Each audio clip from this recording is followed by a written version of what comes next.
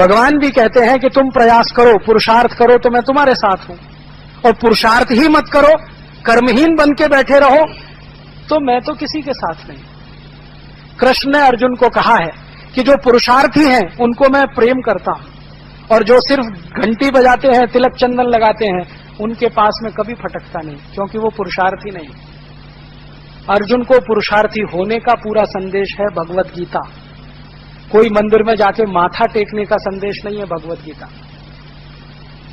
अर्जुन कर्महीन हो रहा है, कमजोर हो रहा है, ताकत कम होती जा रही है, मन में भय बैठ रहा है, क्या करूं, कैसे करूं, ये सब मेरे हैं, प्रियजन है, कैसे लड़ूं।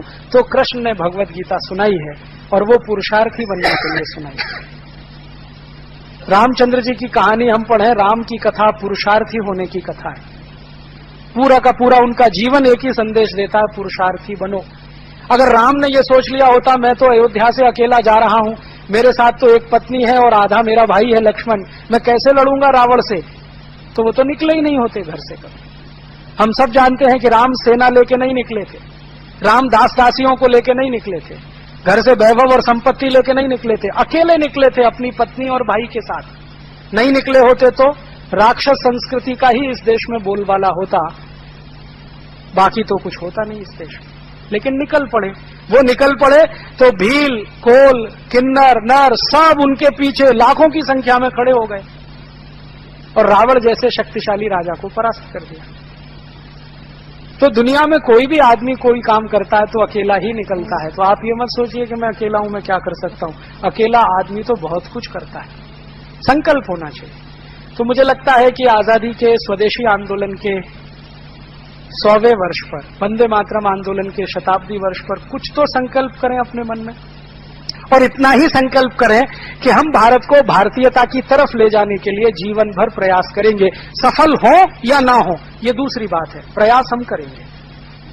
क्योंकि कृष्ण ने हमें कहा है कि तुम चिंता मत करो, फल की चिंता तुम करने के अधिकारी नहीं हो, तुम काम करो, प्रयास करो, फल मिले ना मिले, मा फलेषु कदाचन। तो हम प्रयास करें, पूरी ईमानदारी से करें, कर्मठता से करें, निष्ठा से करें, तो शायद आने वाले 3 साल, 5 साल, 10 साल में ये देश भारतीयता की तरफ लौट सकता है, समाज भारतीयता की तरफ लौट सकता है। और नहीं करेंगे तो जो पीढ़ी जवान हो रही है ना, ये आपकी आंखों के सामने ही इस देश को खड्डे में ले जाके डालने वाली है, आपके देखते देखते। क्योंकि ये जो नई पीढ़ी आ रही है ना, इसको भारतीयता का संस्कार तो मिल नहीं पा रहा है, क्योंकि कॉन्वेंट में पढ़कर निकल रही है, तो संस्कार तो यूरोपियन है, तो वो भारत को तो पहचानते भी नहीं है, जानते भी नहीं है। अगर जानते और पहचानते होते तो अपने दादाजी को पूछते, would you be my Valentine. वो तो ये कहते कि भाई हम तो रक्षाबंधन मनाएंगे हमारे कॉलेज में, हम ये वैलेंटाइन डे नहीं मनाएंगे। अगर जानते बूझते समझते तो, अगर हमारी युवा पीढ़ी जानती बूझती समझती तो अब कॉलेजेस में फैशन परेड होने लगी है, यूनिवर्सिटीज में फैशन परेड होने लगी है। ये होता क्या, हमने अपने बच्चों को उन फैशन परेडों में पहले से ही शामिल करने का तय कर लिया है। छोटे छोटे नर्सरी स्कूलों में फैशन परेड होने लगी। यूरोप में शरीर का आनंद ही सब कुछ है, इसलिए शरीर और यौनिकता के आसपास सब कुछ घूमता है वहां पर।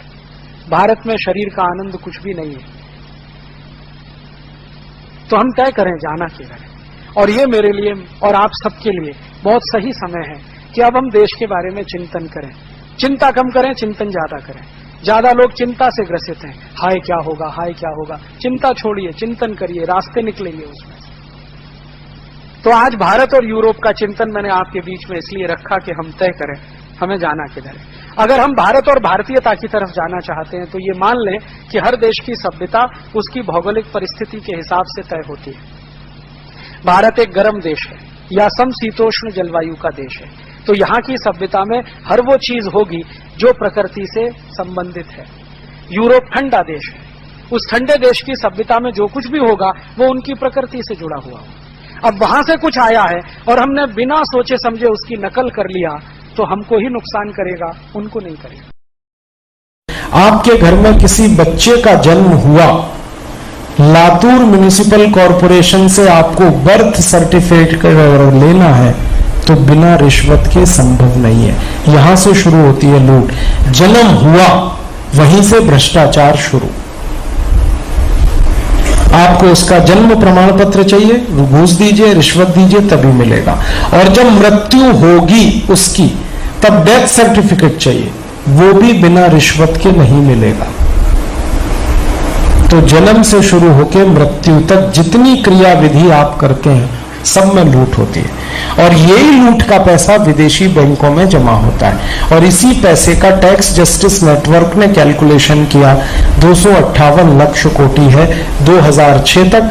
मैं उसमें जोड़ रहा हूं 2010 तक ये 300 लाख कोटी से ज्यादा हो गया।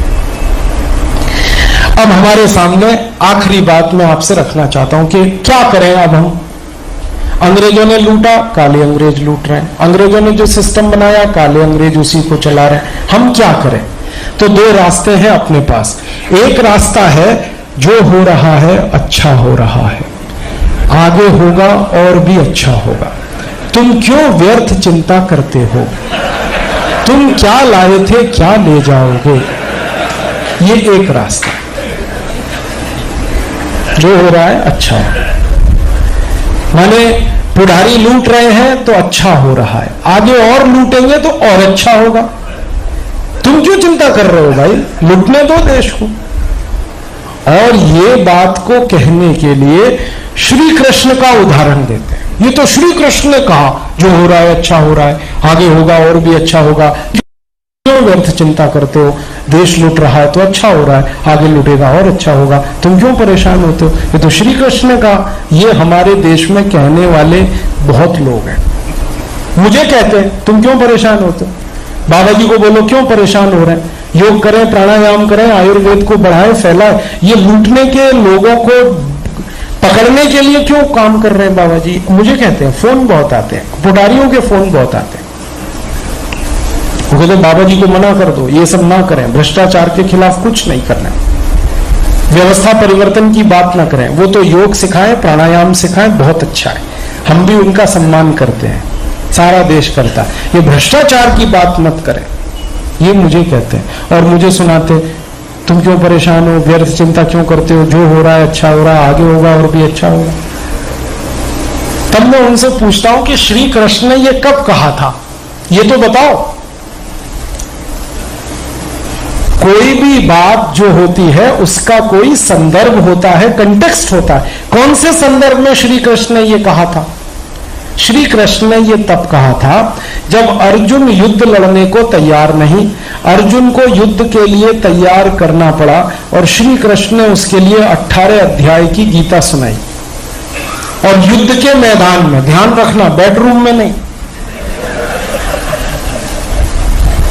बेडरूम में नहीं, ड्राइंग रूम में नहीं, डाइनिंग रूम में नहीं, लिविंग रूम में नहीं, युद्ध के क्षेत्र में, युद्ध के मैदान में गीता सुनाई है उन्होंने।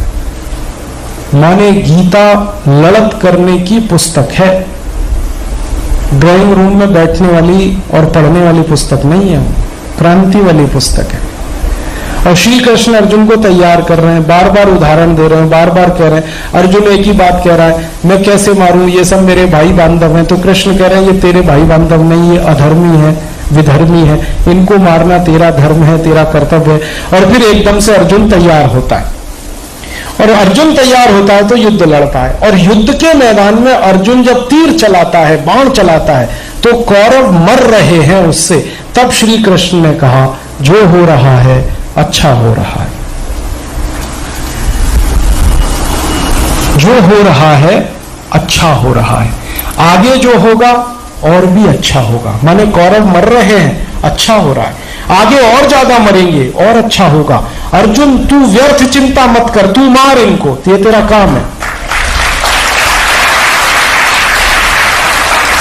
ये उस समय कहा श्री कृष्ण। अर्जुन ने उत्साह पैदा करने के, अर्जुन में पुरुषार्थ पैदा करने के लिए श्री कृष्ण ने यह स्टेटमेंट दिया था। अब हमारे जो आज के लूटखोर पुढ़ारी हैं वो संदर्भ हटाकर ये बात हमको समझाते रहते हैं।